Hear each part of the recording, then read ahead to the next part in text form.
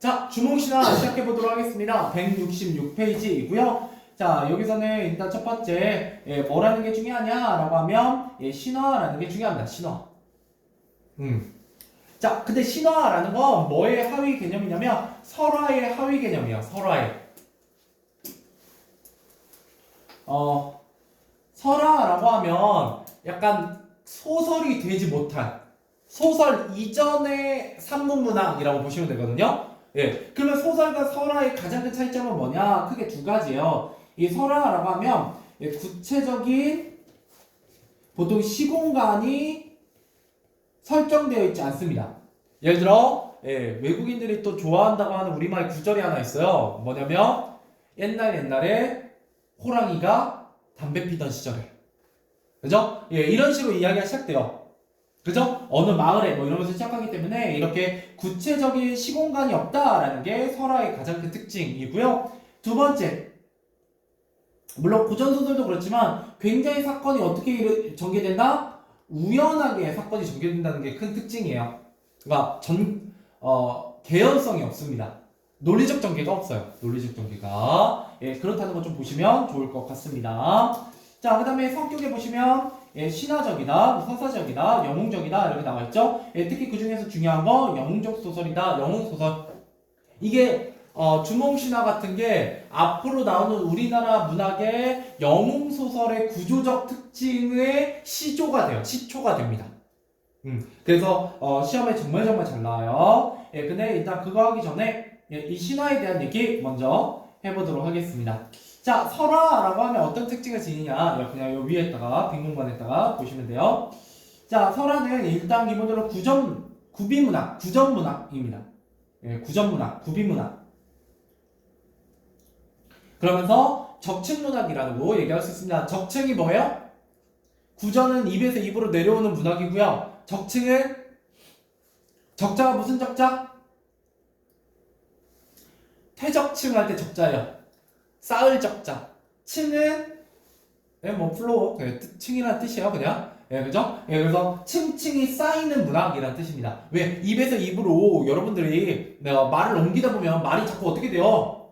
MSG가 첨가돼서 점점 살이 붙죠? 그런 걸 우리가 적층문학이라고 하고요. 설화도 약간 그런 특징이 있어요. 근데 이 설화의 하위 항목이 크게 세 가지가 있습니다. 이거 시험에서 잘 물어봐요, 생각보다. 나중에 학교에서도 아마 제대로 할 겁니다. 자, 이렇게 얘기했을 때 뭐가 있냐? 첫 번째 신화가 있습니다. 우리가 배울 신화는 크게 하나가 빠졌네. 특징이 몇 개 있어요. 일단 신성성이 부여되어 있습니다. 그 주인공에게. 보통 그리고 건국 신화나 민족 신화가 좀 많아요.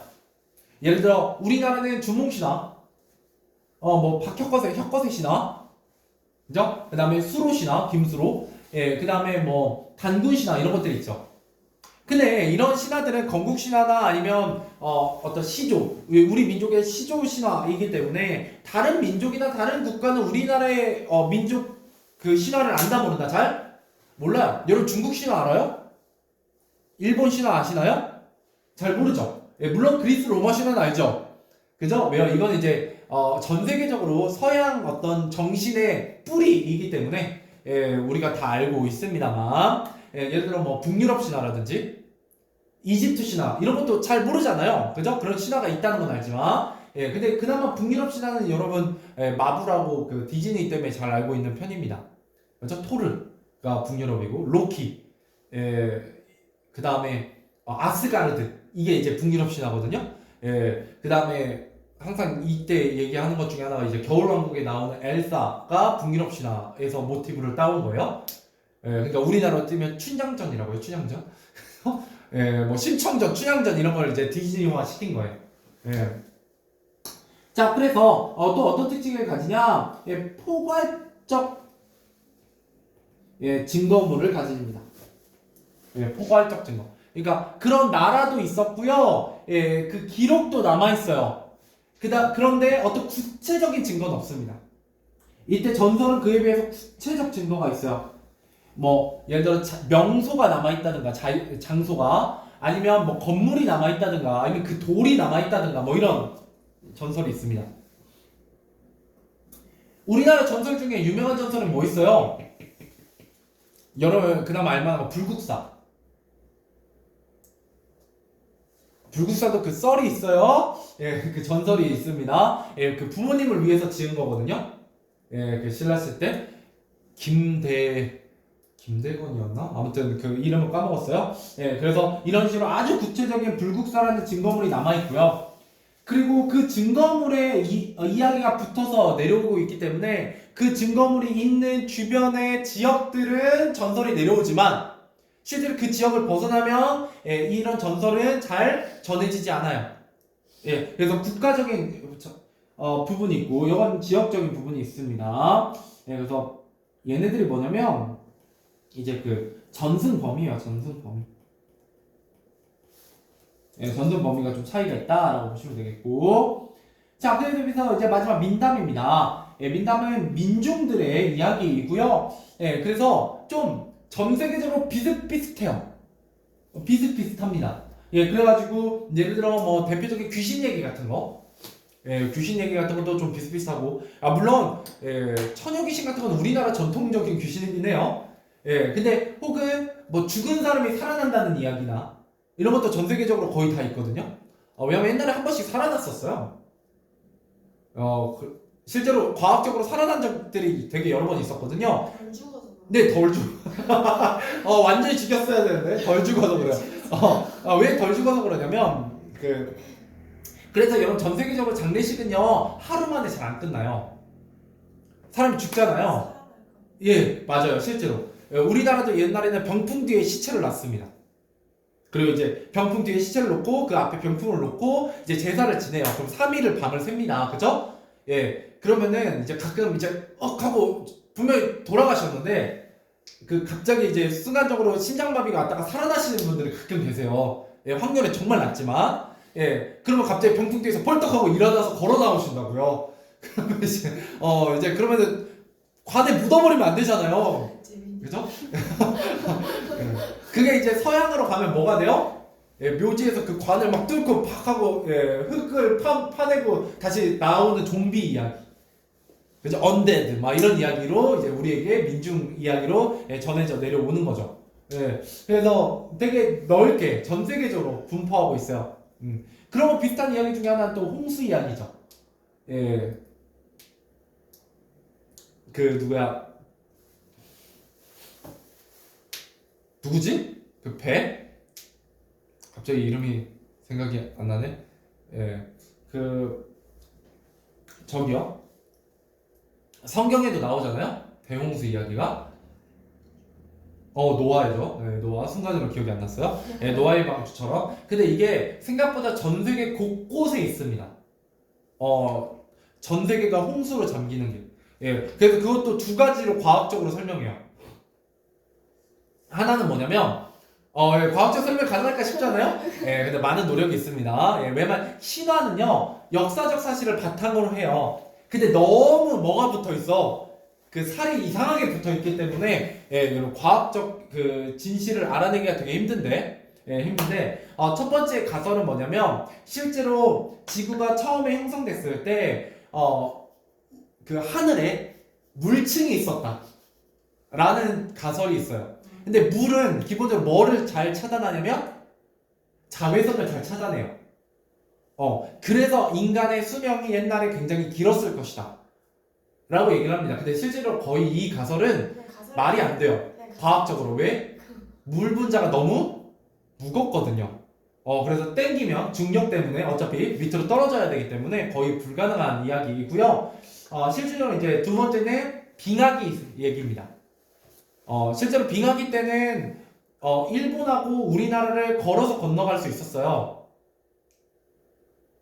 그 지금의 대륙붕, 그러니까 좀 서해바다 같은 경우는 아예 서해바다가 없었고요. 빙하기 때. 예, 근데 그 빙하기 때 인간이 있었냐 없었냐? 있었어요. 언제 빙하기 때요?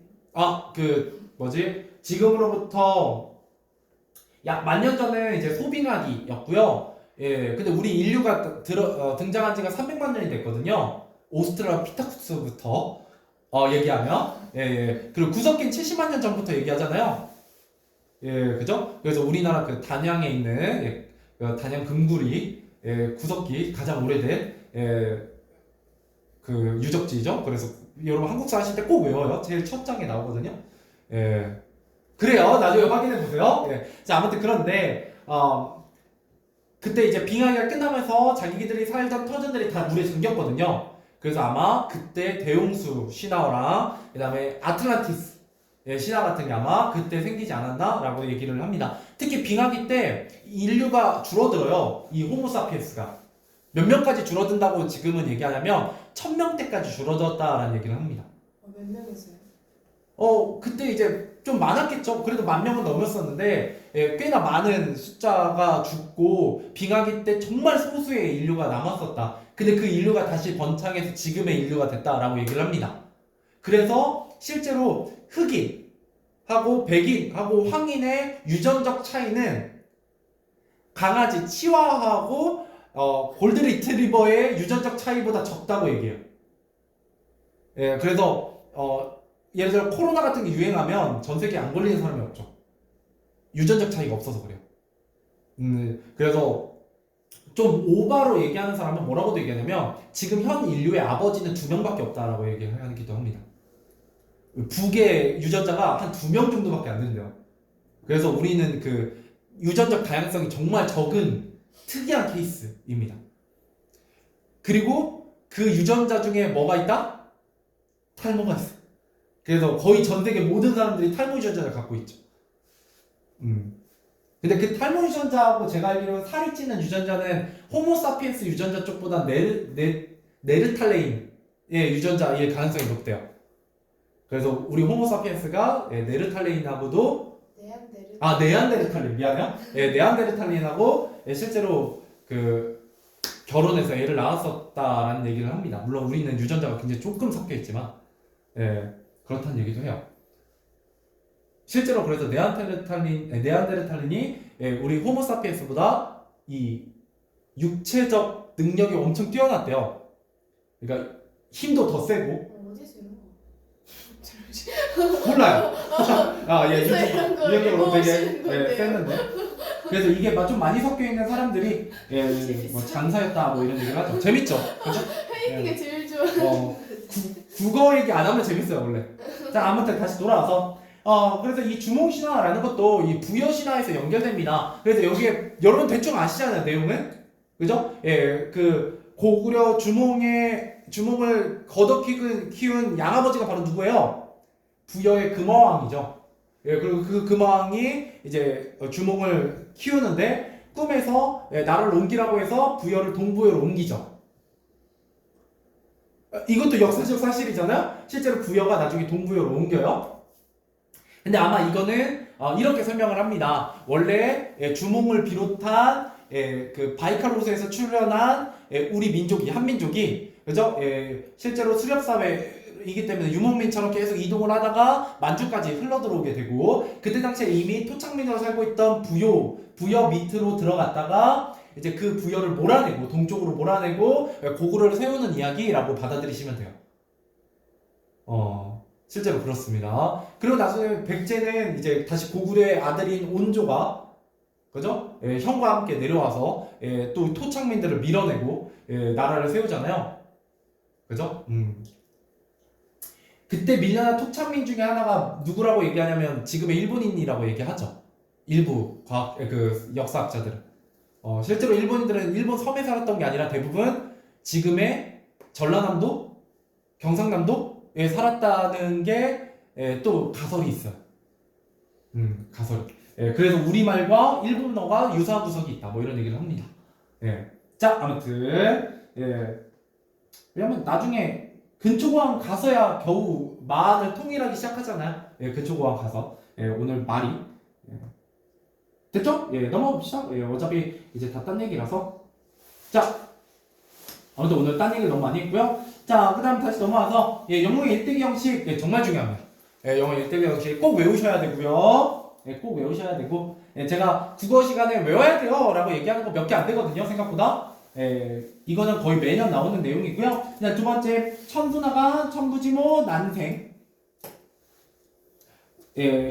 이때 다양한 화소라고 하는데 이때 다양한 화소를 이제 영어로 뭐라고 하냐면 모티프라고 합니다. 그래서 이런 화수들이 섞여 있습니다. 일단 첫 번째 천소나강은 뭐예요? 천, 하늘천, 손, 예, 못 쓰고요. 예, 손자 할 때 손이에요. 예, 하늘의 손자가 그죠? 자손이 뭐예요? 하강했어요. 어디서? 하늘에서 땅으로. 예, 이건 원래 단군 신화에서 더 잘 드러납니다. 천재의 아들인 환웅이 구름을 타고 지나가다가 지금의 고조선을 세웠던 그 땅을 보니까 어떻다는 거예요? 너무 살기가 좋더라. 예, 그래서 예, 인간들에게 어떤 문명을 전해주러 환웅이 그죠? 예, 운사, 우사 뭐 해서 세 명을 데리고 예, 하늘에서 내려왔다 뭐 이런 얘기를 하죠. 예, 이게 바로 천수나강이에요. 천부지모. 예, 천부지모는 뭐냐? 하늘의 아버지와 땅의 어머니가 부모님이다 라는 뜻이에요. 그래서 여기서 주몽도 아버지가 누구냐면 천부 해모수고요. 지모 땅의 아들 하백의 딸이에요. 하백이 이제 물의 신이거든요. 예, 그러니까 주몽의 아버지 누구요? 천재의 아들이고요. 하늘의 아들. 예, 그 다음에 엄마 누구요? 예, 물의 신의 딸이에요. 고귀한 혈통. 그죠? 고귀한 혈통을 드러냅니다. 자, 그 다음에 난생입니다. 난생은 어디에서 태어난 거예요? 생은 태어나다. 나는 알. 계란 할 때가 난입니다. 그래서 계란은 한자고 달걀은 우리말이죠. 닭알, 달걀. 원래 달걀이 된 거예요. 아, 진짜요? 네, 우리말이에요. 그래서 순서로. 자, 그런데 실제로 난생설화 같은 거 알을 낳은 거잖아요. 인간은 알을 낳을 수 있어요, 없어요? 가능해요. 네, 과학적 설명이 가능합니다. 자, 이때 과학적 설명은 어떻게 하냐? 아니 뭘 자꾸 설명. 아니. 딴 얘기예요, 원래. 네. 왜냐면 주몽씨나 별거 없거든. 네, 내용 먼저 여러분 다 아는 내용이고. 네, 빨리. 거짓말 같은 거 다. 뭐가요? 이거 달걀 아니. 아, 유튜브에 닭을? 아니 알은 좀 거짓말. 네, 들어보시면 근데 납득이 되실 겁니다.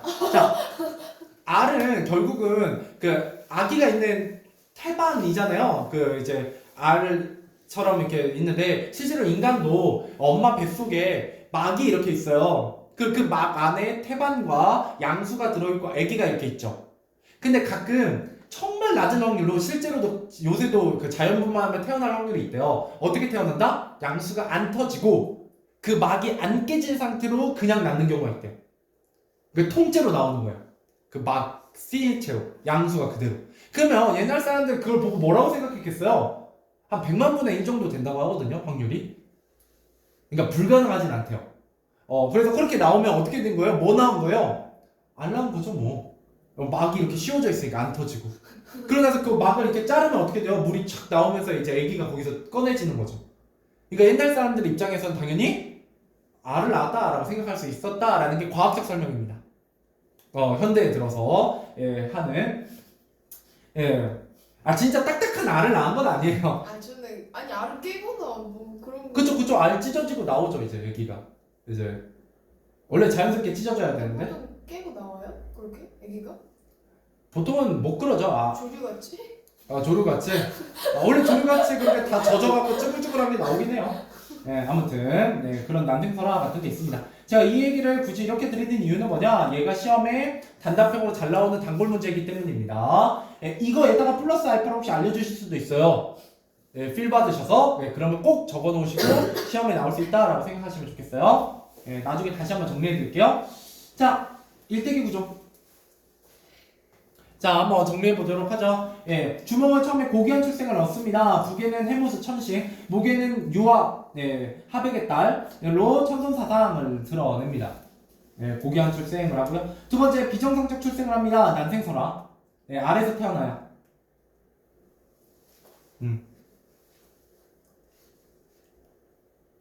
원래 이 아래에서 태어난다라는 거는 원래 남방계의 신화입니다. 북방계 민족이 있고 원래 남방계 민족이 있거든요. 근데 우리나라는 북방계 민족에 가까워요. 몽골계. 좀 원래 바이카로스부터 기원했다고 하잖아요. 근데 이제 중홍 정도 오면 고조선에는 그래서 북방계 관련된 신화의 요소만 남아 있어요. 근데 이제 고구려 정도 오면 이제 토착민들, 남방계 토착민들도 섞이기 때문에 이제 이런 난생설화 같은 남방계 신화적 요소들이 섞이게 됩니다. 그래서 여러분 박혁거세 김수로 이쪽으로 내려가면은 아래서 태어나잖아요. 그죠? 예, 제주도 가면 더 심해요. 막 땅에서 솟아나요. 예, 7명이. 예. 일곱 명이 7명이거든. 무슨 준비야? 제주도도 신화가 따로 있어요. 예. 우리나라 아닐 것 같아. 자, 넘어가 볼게요. 자, 비범한 능력. 그죠? 활과 화살을 만들고 예, 백발백중이고요. 뭐 다른 버전에서 보면 뭐 태어나자마자 한 달 만에 말을 하더라 뭐 이런 얘기도 하게 됩니다. 예. 자, 이런 게 이제 비범한 능력, 영웅적 면모를 보여주고요. 그다음 고난과 시련.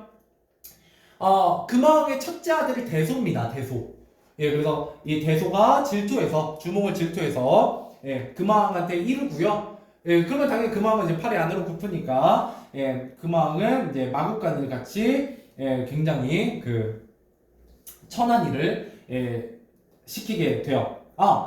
그다음 예, 그런데도 불구하고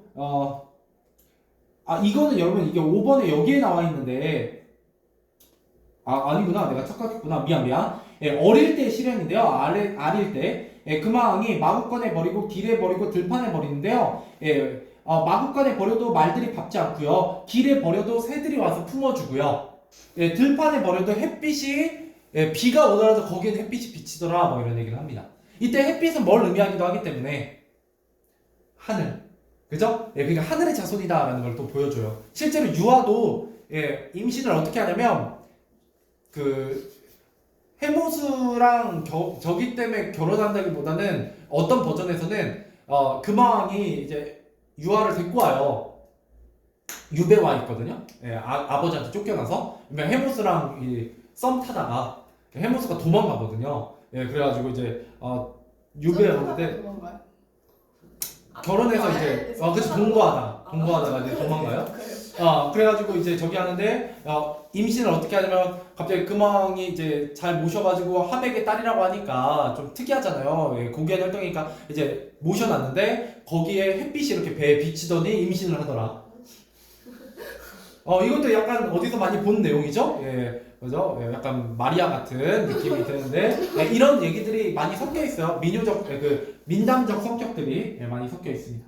자, 아무튼 그래서 그것도 역시 뭐예요? 예, 하늘의 자손이다라는 걸 보여줘요. 그죠? 예, 왜요? 그렇다고 뭐 여러분들 햇빛 쐰다고 뭐 큰일이 생기진 않으니까 뭐 걱정하지 마시고. 자, 그다음 성장후 시련입니다. 그래서 버려지잖아요? 여기 버려지는 거? 이런 거 버려지는 걸 뭐라고 하냐면 이걸 기아라고 합니다. 기아. 예. 어릴 때 버려짐이에요. 이게 기아 화소거든요? 기아 모티브? 예. 그래서 생각보다 영웅들은요, 어릴 때 많이 버려져요. 헤라클레스도 그랬고, 예. 그 성경에서 영웅 중에 한 명은 누구냐면, 나중에 그 유태인들을 다 이집트에서 애굽이 이집트거든요? 그 가끔 유튜브에 보면 애국민수라고 예, 그 광민수 소장이 되게 많이 유튜브 이것저것 나와서 아실 수도 있는데 애굽이 원래 이집트예요.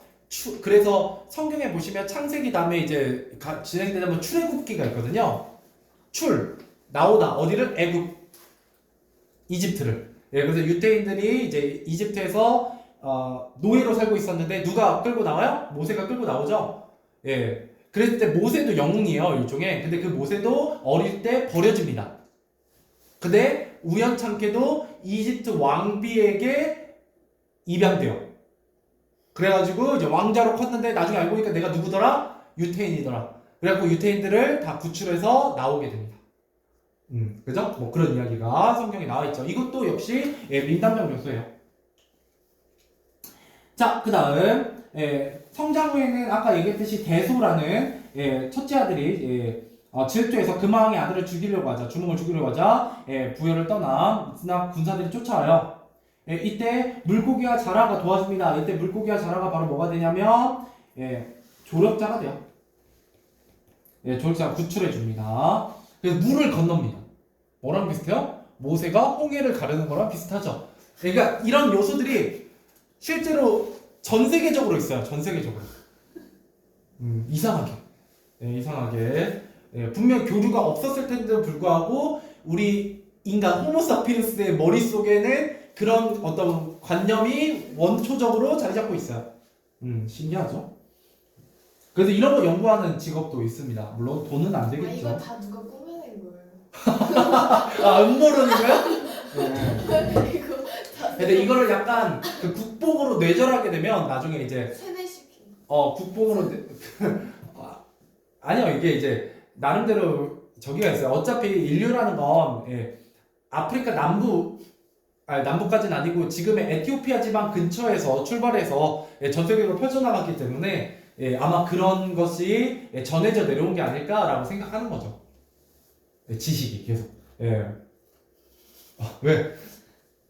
그래서 그 뭐야 바벨탑 신화 같은 것도 그렇게 해석하는 경우도 있어요. 진짜로 원래는 언어가 하나에 가까웠는데 갈라지게 된 게 그게 이제 단순히 신화로 안 보고 약간 우리 인류의 역사하고 연결해서 보시는 경우도 있습니다. 근데 그 바벨탑 신화 같은 경우도 성경에만 써 있는 건 아니에요. 생각보다 전 세계적으로 꽤 많은 신화가 남아 있습니다. 그런 게 궁금하시면 유튜브에 쳐보시면 잘 나와요. 요새는. 자, 넘어가 볼게요. 자, 주몽시간 얼마 안 됩니다. 한 장 반밖에 안 되거든요. 그래서 제가 그거 믿고 한 거죠. 근데 시간이 많이 갔네. 자, 가볼게요. 자, 기. 첫 번째 부분입니다. 읽어보도록 할게요. 자, 시조 동명성어의 성은 고요. 이름은 주몽이다. 그래서 이러면서 이제 시작하고 있죠. 이게 이제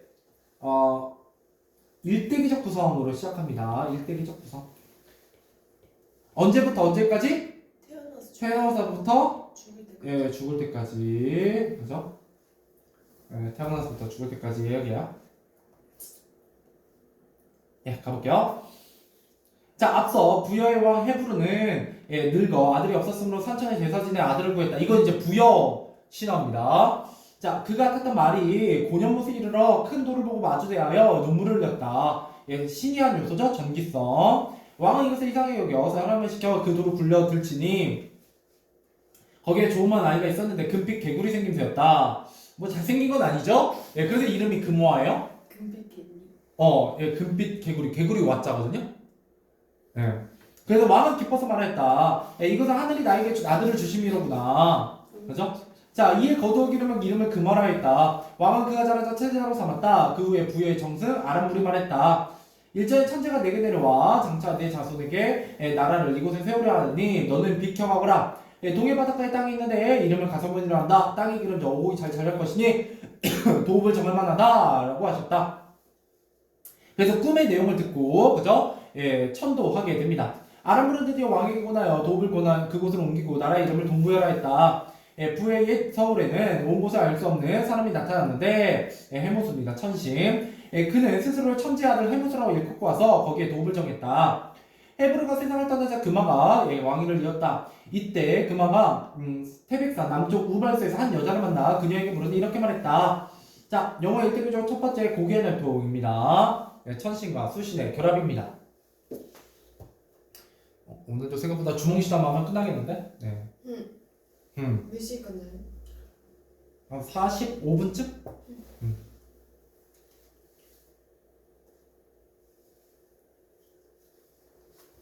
됐죠? 가보죠. 자, 저는 아벡의 딸입니다. 이름은 유아라고 합니다. 제가 여러 아우와 놀고 있을 때 한 남자가 나타나 자기는 천재 아들 해무스라고 하면서 저를 옹심산 및 압록강가에 있는 지부를 유인해 정을 통하여 놓고는 가서는 되돌아오지 않습니다. 그죠? 튀었죠. 자, 부모님은 제가 준비 없이 혼인한 가족 꾸짖어 우발수에 귀향을 보냈습니다. 그거를 이제 금화가 만나게 된 거예요. 자, 자, 금화는 그녀를 이상하게 여겨 방 안에 가두었는데 햇빛이 비치게 되었다. 그죠? 태양 숭배 사상. 그죠? 햇빛. 태양은 예로부터 아주 그 숭배의 대상이었죠. 지금도 우리가 태양 숭배 사상이 남아있어서 태양의 날을 숭배하고 있잖아요. 12월 25일. 원래 12월 25일은 크리스마스가 아니라 로마 시대 때에 그 이집트에서 건너온 그저 태양의 신 라를 숭배하는 날입니다. 원래 태양의 신을 숭배하는 날이었는데 그때 이미 큰 행사였어요. 명절이었거든요. 근데 이제 그거를 뭐랑 결합한 거예요? 콘스탄티누스 대제가 그죠?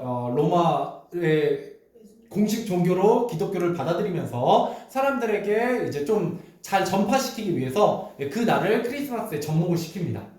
그러면서 그때를 이제 가장 큰 기독교 행사의 날로 정하게 돼요. 정하게 됩니다. 그런 어떤 사실들이 있어요. 물론 교회에서 별로 안 좋아합니다. 이런 얘기하면. 근데 기독교 안 다니시죠? 아니요, 저 교회 굉장히 열심히 다녔어요. 아니 지금은 안 다니시죠? 열심히 다녔으니까 오히려 잘 아는 거죠. 아. 성경이라는. 그랬었고요. 지금의 산타 같은 경우는 얼마 안 됐어요. 한 100년 정도밖에 안 됐어요. 산타가 실제로 크리스마스의 대표적인 이미지가 된 것은. 진짜 있어요? 네? 진짜 있어요? 산타 같은 것은 저왜 그렇게 세인트 프란시스코.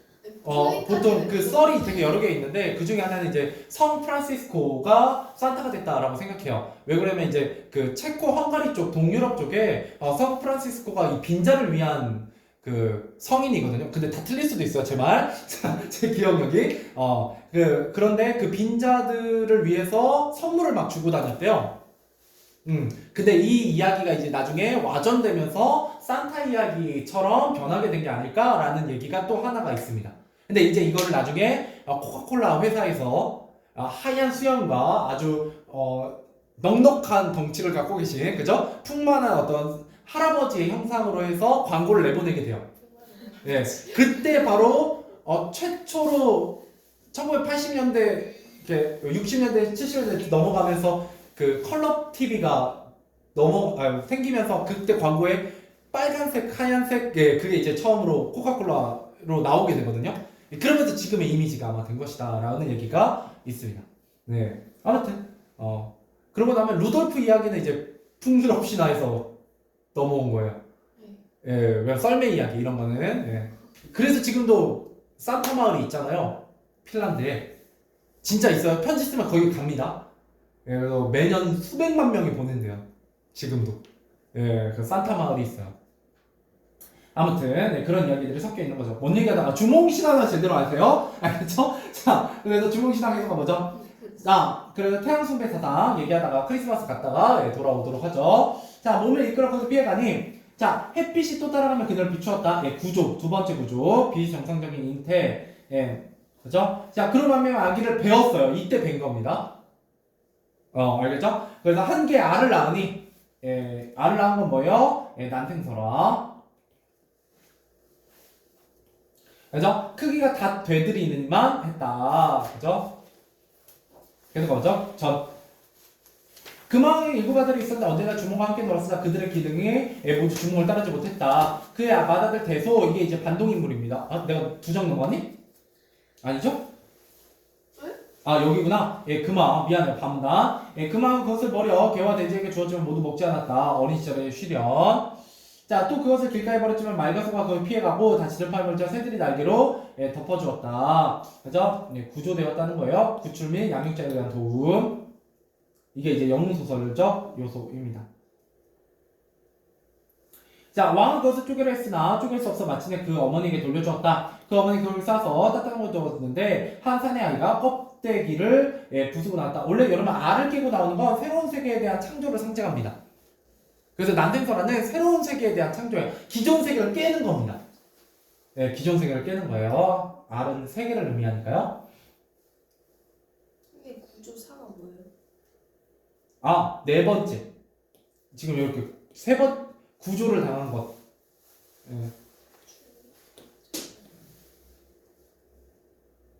됐죠? 계속 가보죠. 자, 골격과 용모가 영특하고 기이했다. 나이 겨우 7살에 귀골이 준사여 범인과 달랐다.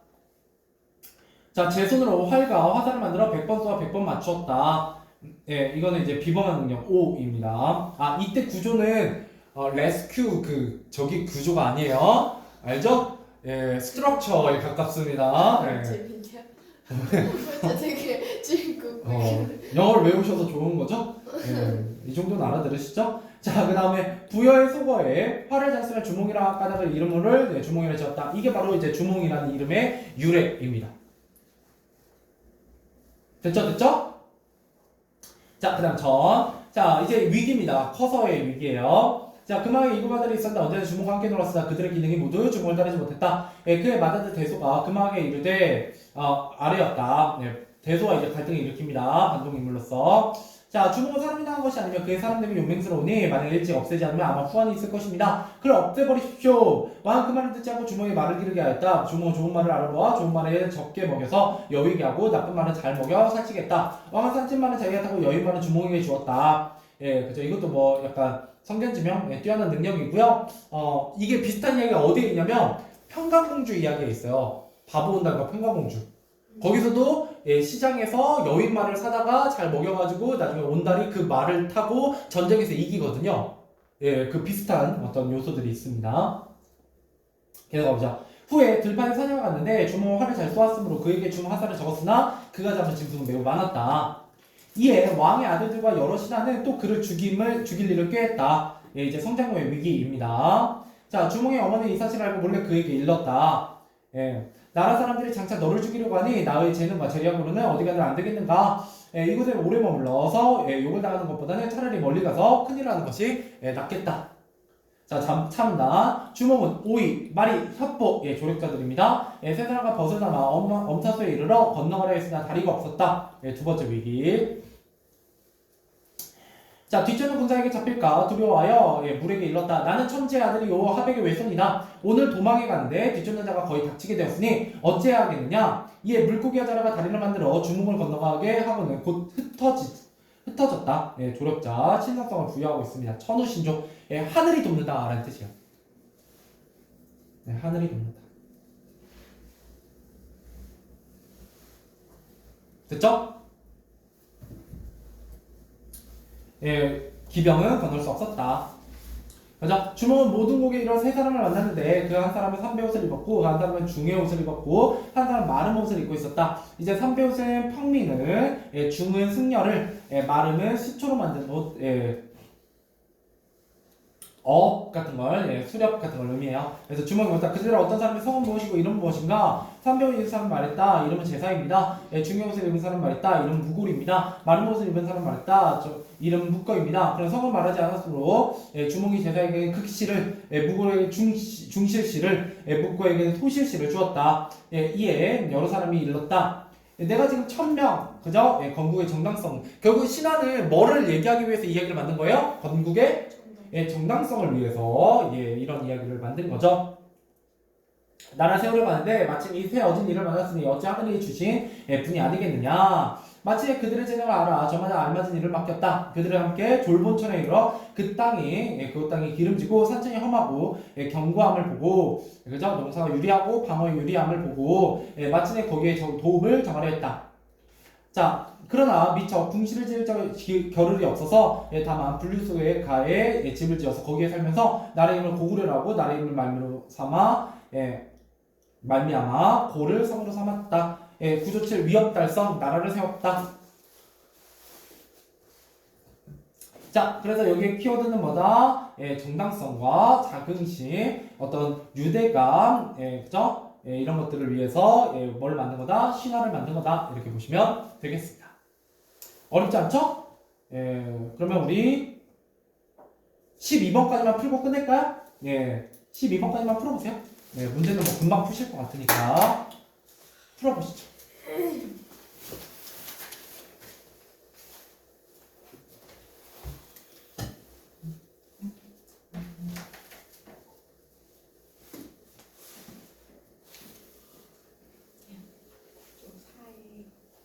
양육자의 답은 뭐야? 양육자에 대한 양육자가 너무 좋다.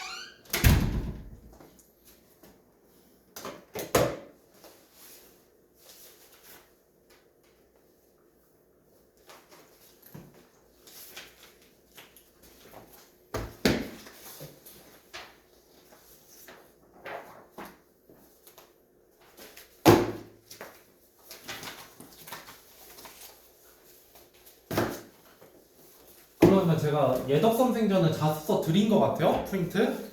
그걸 숙제로 이번 주에 드리고 평가 문제집도 뒤에 주몽시답까지 푸는 걸로 하도록 하죠. 그걸 풀고 정답하기 쭉쭉 하고 40분까지 끝내드릴게요.